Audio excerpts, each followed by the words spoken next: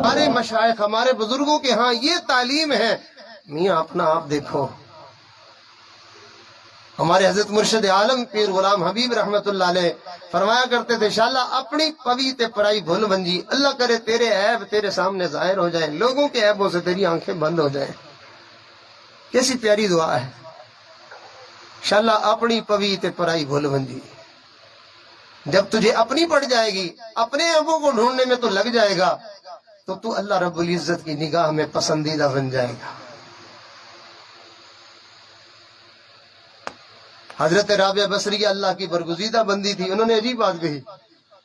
کہا جسے اللہ اپنی محبت کا مزہ چکھا دیتے ہیں, ایک دفعہ جیسے کسی بچے کو جو ہے وہ کوئی مزے کی ٹافی چکھا دی جائے, کوئی اچھی چیز چکھا دی جائے, تو اللہ تعالیٰ جس بندے کو اپنی محبت کا مزہ چکھا دے تو اگلا فوراً انعام اس کے اوپر یہ کرتے ہیں کہ اللہ تعالیٰ اس کے سارے عیبوں کو اس کے اوپر کھول دیتے ہیں. اب سنیے حضرت امام ربانی مجدد الفسانی رحمت اللہ علیہ کے بارے میں. یہ کون ہے؟ یہ وہ اللہ کے برگزیدہ بندے ہیں کہ جن کے بارے میں علماء نے کہا کہ یہ 1000 سال کے بعد اللہ کا وہ بندہ پیدا ہوا جس نے مٹتے ہوئے دین کو نئے سرے سے زندہ کر دیا. یعنی اس ولی نے نبیوں والا کام کیا ہے. اور ان کے بارے میں ان کے شیخ فرمایا کرتے تھے خواجہ باقی باللہ رحمت اللہ علیہ کہ اپنے بارے میں فرمایا کرتے تھے مجھ جیسے ہزاروں ستارے میرے مجدد کے سورج کے ولایت میں گم ہیں.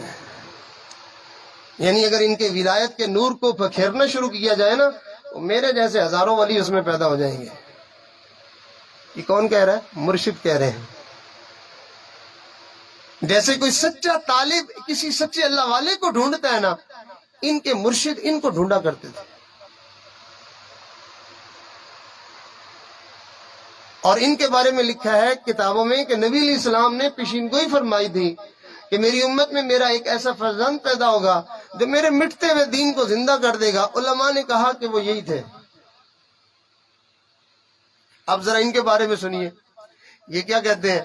فرمایا بہت سارے صالحین نے یہ بات لکھی ہے, دل پہ نقش کر لیجئے, غور سے سنیے.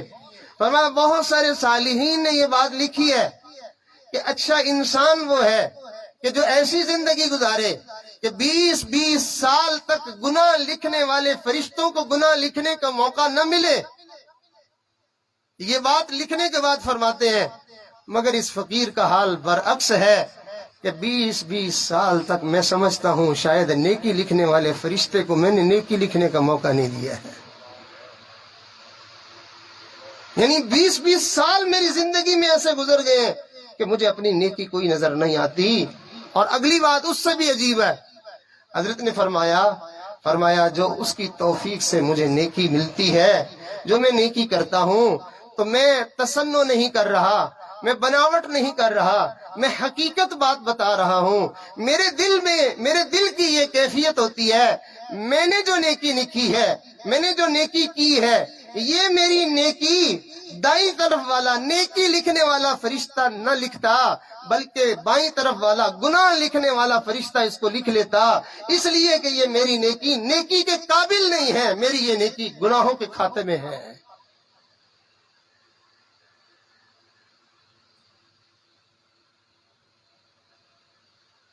اولیاء اللہ کو اپنی نیکیاں نظر نہیں آتی ہیں. یہ ہم ہیں کہ ہماری نظروں میں تسبیحیں ہیں, یہ ہم ہیں کہ ہماری نظروں میں سجدے ہیں, ہم ہیں کہ ہماری نظروں میں چلے ہیں, ہم ہیں کہ ہماری نظروں میں اعمال ہیں, اور ہم ان کو گنتے رہتے ہیں اور بڑا اس پہ مان کرتے رہتے ہیں. اولیاء اللہ اپنی نیکیوں کو عیوب کی نظر سے دیکھتے ہیں, ان کو اپنی نیکیاں بھی عیبوں سے بھری ہوئی نظر آتی ہیں. اسی وجہ سے ساری رات عبادت کر کے سحری میں پھر منتیں کر رہے ہوتے ہیں. اور اللہ نے ان کا جو ہے وصف بیان کر دیا, اللہ نے ان کی عظمت بیان کی. دیکھو میرے پیاروں کی نشانی دیکھنی ہو نا تو دیکھنا کانوا قلیلا من اللیل ما یہجعون, وبالاسحار هم يستغفرون. رات کو اکثر وقت جو ہے وہ عبادت میں گزرتا ہے، رات کا اکثر حصہ جاگ کے عبادت میں یا اللہ کی یاد میں گزرتا ہے، لیکن جب وقت آتا ہے، رات ختم ہو رہی ہوتی ہے، سحری کا وقت ہوتا ہے، اس وقت اللہ سے پھر معافیاں مانگ رہے ہوتے ہیں. ایسے لگتا ہے جیسے ساری رات کوئی گناہ کیا. یہ ہوئی نا بات. ہم گناہ کر کے معافی نہ مانگیں، اور وہ ہیں برگزیدہ اور وہ ہیں پیارے کہ نیکیاں کر کے رو رو کے منتیں کر. آپ نے نہیں دیکھا بعض دفعہ بعض بچے اتنے نیک ہوتے ہیں، اتنے اچھے ہوتے ہیں کہ ماں باپ کی نافرمانی تو درکنار کہ وہ کوئی بات نہ مانے یا اکڑے یا آگے سے بدتمیزی کرے، ہر وقت خدمت میں اور فرما برداری میں لگے، لیکن اس کے بعد پھر اپنے ماں باپ کے سامنے اپنی کی ہوئی خدمت اور فرما برداری پر معافی مانگے.